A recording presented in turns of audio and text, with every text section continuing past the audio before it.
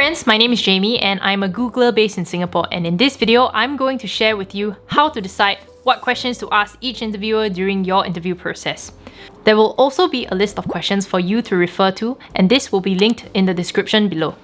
So you've crafted the perfect resume which has caught the recruiter's eye, and you've landed yourself an interview. Perfect!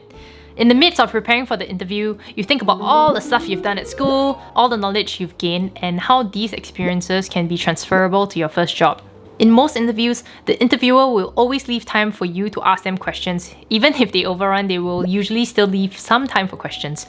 And this is the opportunity for you to impress them with your questions. What should you ask? How many questions should you ask?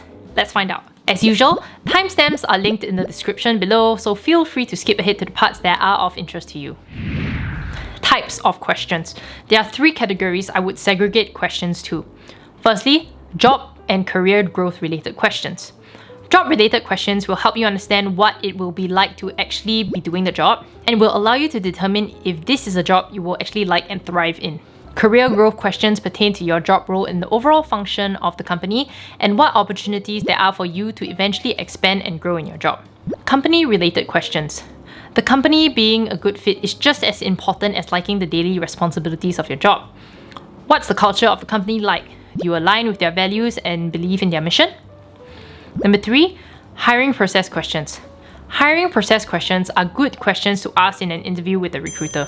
These questions will give you a sense of what's going to happen next, what kind of person the company is looking to hire, how quickly they are looking to fill this position. It's also a good way for both the recruiter and candidate to manage expectations, so both sides will know when to follow up or not. Type of interview. The type of questions you ask will be dependent upon the type of interview you are undertaking. Is it the initial interview with the recruiter?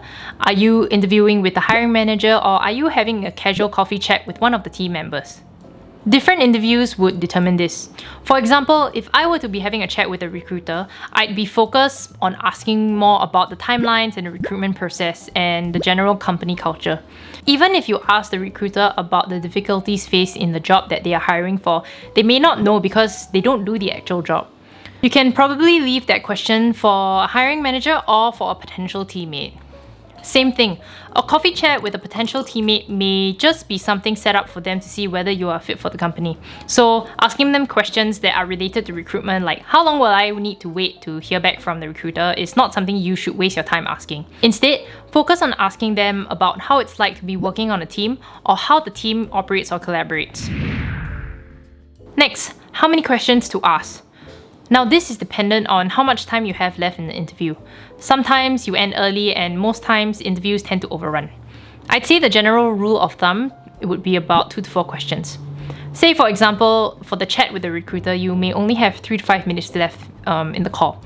Make sure you ask them practical questions like, what's the general overall recruitment timeline like? When will I hear back from you? No point in asking them other questions, and when you have to end the call, you have no idea what to expect next in the process. Alternatively, if you have lots of time left in the interview, I would recommend asking, maybe first taking into account again which type of interview this is, ask a mix of 3 types of questions that I mentioned previously. Again, stick to the rule of thumb of 2 to 4 questions and don't force it if you're already done with all the questions. It's okay to end the interview early. Questions to avoid. In general, try to avoid any questions about compensation, benefits, or perks. These questions often leave a bad taste in the interviewer's mouth and will reflect poorly on you, as they are quite focused on what you stand to gain rather than what you can contribute to the company. Examples are like, how often do you give raises? How often do you hand out bonuses? What kind of perks or benefits can I expect? I guess a worse question is, what does this company actually do? Another thing to avoid asking is how you did during the interview. This puts the interviewer in an incredibly awkward spot. Imagine if you didn't do well. What is the interviewer going to say? Leave these burning questions for a follow-up email to the recruiter. Lastly, at all costs, please ask a question. The worst thing you can do is not to ask a question. It shows a lack of interest and preparation for the interview, so always be ready with some questions at hand. And with the list I'm providing you below, you shouldn't be facing this problem at all. In this list, I've already put filters on each of the questions, dividing them into subsections according to interview and question type, and also the importance of each question, especially if you're tight on time. If you choose to use this list, you can even rank them accordingly to what you want to ask. And you can copy and paste them into your interview preparation document. Here are some last tips for you. Try to ask every interviewer a different set of questions. Number one, sometimes interviewers or recruiters compare interviewing notes and they'll notice if you ask the same set of questions every single time.